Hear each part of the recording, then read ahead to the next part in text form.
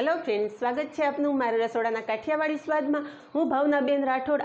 આજે આપણે બનાવશું તીખા ગાંઠિયા। ફરસાણવાળાની બધી જ ટિપ્સ અને બધી ટ્રિક્સ સાથે માત્ર 500 ગ્રામ લોટમાંથી 800 થી 900 ગ્રામ જેટલા ગાંઠિયા તૈયાર થશે। તો વિડીયો પૂરેપૂરો જોજો અને વિડીયો પસંદ આવે તો વિડીયોને લાઇક, શેર અને સબસ્ક્રાઈબ કરી પાસે રહેલું બેલ પ્રેસ કરો, જેથી આવનારા નવા વિડીયો સૌથી પહેલાં આપને મળે। તો ચાલો બનાવીએ પરફેક્ટ માપ અને પરફેક્ટ ટિપ્સ સાથે ફરસાણવાળાની દુકાન જેવા જ તીખા ગાંઠિયા। તો આજે આપણે 500 ગ્રામ લોટમાંથી તીખા ગાંઠિયા બનાવશું। તો અહીંયા મેં 500 ગ્રામ ચણાનો લોટ ચાળી અને લીધેલો છે। તો 500 ગ્રામ ચણાના લોટ સાથે તો ફ્રેન્ડ્સ આ ચમચી લઈ અને મેં 5 ચમચી ચોખાનો લોટ લીધો છે। ચોખાનો લોટ મિક્સ કરવાથી ગાંઠિયા એકદમ ક્રિસ્પી બનશે અને ખાવામાં સોફ્ટ બનશે। તો ચોખાનો લોટ હોય તો નાખો, ના હોય તો તમે ચોખાનો લોટ સ્કીપ કરી શકો છો। બાકીના મસાલામાં સ્વાદ પ્રમાણે મીઠું, 1 ચમચી અજમો લીધો છે જે હાથેથી ચોળીને નાખશું। અજમાથી ગાંઠિયામાં સ્વાદ તો સરસ આવે જ છે, સાથે ડાયજેશન માટે પણ ખૂબ જ ઉપયોગી છે। ગાંઠિયા પચવામાં હળવા રહેશે। 1 ચમચી મેં ફુદીનાનો પાવડર લીધેલો છે। જો તમારી પાસે ફુદીનાનો પાવડર ના હોય તો તમે તાજો ફુદીનો પીસી અને ગાળી અને ઉપયોગમાં લઈ શકો છો। ફુદીનાનો પાવડર મિક્સ કરશું। ફુદીનાથી આ ગાંઠિયામાં એકદમ સરસ ફ્લેવર આવે છે। અડધી ચમચી સંચળ પાવડર લીધો છે। 1 ચમચી હિંગ, 2 ચમચી લાલ મરચું પાવડર લઉં છું। લાલ મરચું પાવડર તમારા સ્વાદ મુજબ વધારે કે ઓછું પણ લઈ શકો છો, પણ તીખા ગાંઠિયામાં લાલ મરચું પાવડરનો ખૂબ જ સરસ સ્વાદ આવે છે। અને અડધા કિલો ચણાના લોટમાં મેં 1/4 કપ કુકિંગ ઓઇલ લીધેલું છે। અત્યારે હું સિંગ તેલ ઉપયોગમાં લઉં છું। તમારા ઘરમાં ખવાતું કોઈ પણ તેલ તમે આ ગાંઠિયામાં ઉપયોગમાં લઈ શકો છો। હવે તેલ સાથે આપણે નાની ચમચી ગાંઠિયાના સોડા મિક્સ કરશું। ગાંઠિયાના સોડા જો તમારી પાસે ન હોય તો ગાંઠિયાના સોડાની જગ્યાએ તમે કુકિંગ સોડા મિક્સ કરી શકો છો। ગાંઠિયાના સોડા તેલ સાથે મિક્સ કરી દીધા છે અને થોડો ઓરેન્જ ફૂડ કલર લીધેલો છે। ઓરેન્જ ફૂડ કલર આ રીતે તેલ સાથે મિક્સ કરી લેશું। તો સોડા અને કલર આપણે તેલ સાથે મિક્સ કરી અને લોટમાં નાખવાથી ગાંઠિયામાં એકદમ સરસ કલર આવશે અને સોડા લોટ સાથે એકદમ સરસ મિક્સ થઈ જશે।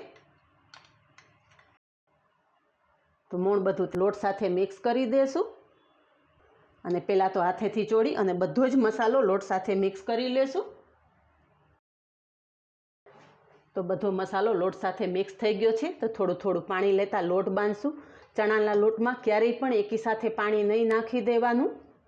ચણાનો લોટ બહુ ઓછું પાણી એબ્ઝોર્બ કરતો હોય છે।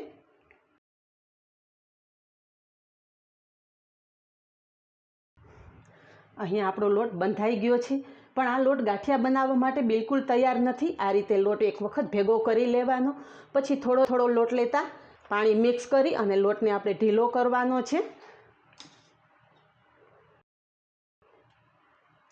હાથ ઉપર થોડું થોડું પાણી લેવાનું અને લોટને આ રીતે મસળી લેવાનો। જો તમે એકી સાથે બધો લોટ મસળીને રાખશો તો લોટ સુકાઈ જશે, પરિણામે ગાંઠિયા એકદમ ડ્રાય થઈ જશે। એટલે જેમ જેમ તમારે લોટનો લુવો જરૂર પડે એ પ્રમાણે જ મસળવાનો। લોટ એકદમ સ્ટીકી થઈ જવો જોઈએ ત્યાં સુધી આપણે લોટને મસળશું। અને આ રીતે લોટને મસળવાથી તમે જોઈ શકશો કે લોટનો કલર પણ ચેન્જ થઈ જશે।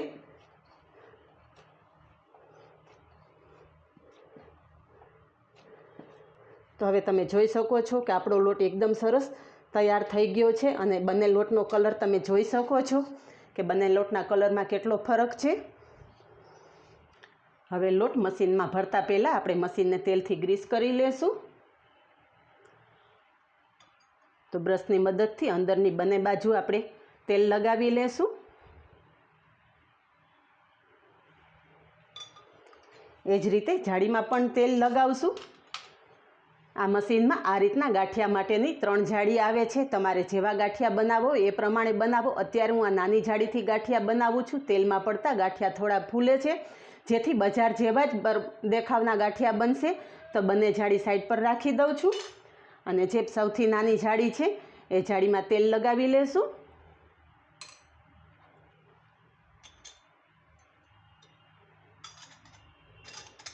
જાળી મશીનમાં ફિટ કરી લેશું અને તૈયાર કરેલા લોટમાંથી આપણે એક લુવો લઈ લેશું। તો તમે જોઈ શકો છો પરફેક્ટ મસળાયેલો લોટ હોવાથી હાથમાં બિલકુલ ચોંટતો નથી। તો આ રીતે લુવો કરી અને મશીનમાં મૂકી દેશું।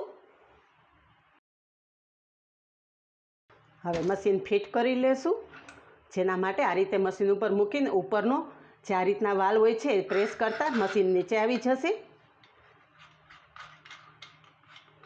અને આટા પેક કરી દેવાના।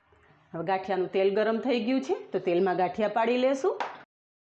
તો તેલ ગરમ થઈ ગયું છે, થોડો લોટ નાખી અને તેલ ચેક કરી લઈએ। અહીંયા તમે જોઈ શકો છો કે લોટ તેલમાં થોડી વાર રહ્યા પછી ઉપર આવે છે, મીન્સ કે આપણું ગાંઠિયા માટેનું તેલ એકદમ સરસ તૈયાર થઈ ગયું છે।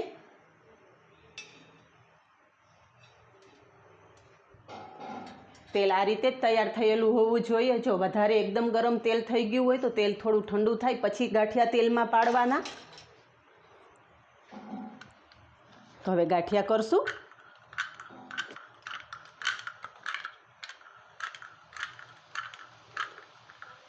આ રીતે રાઉન્ડ કરતા ગાંઠિયા આપણે તેલમાં પાડવાના છે।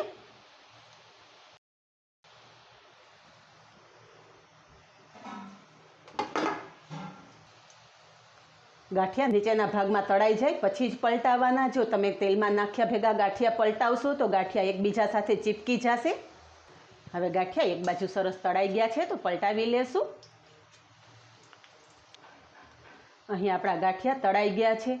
ફ્રેન્ડ્સ, ગાંઠિયા તળાવવાની નિશાની ગાંઠિયા તળાઈ જશે એટલે આ રીતે ઉપર તરવા મળશે। તો તમે જોઈ શકો છો આપણા ગાંઠિયા એકદમ સરસ ઉપર આવી ગયા છે અને ગાંઠિયા એકદમ સરસ તળાઈ ગયા છે।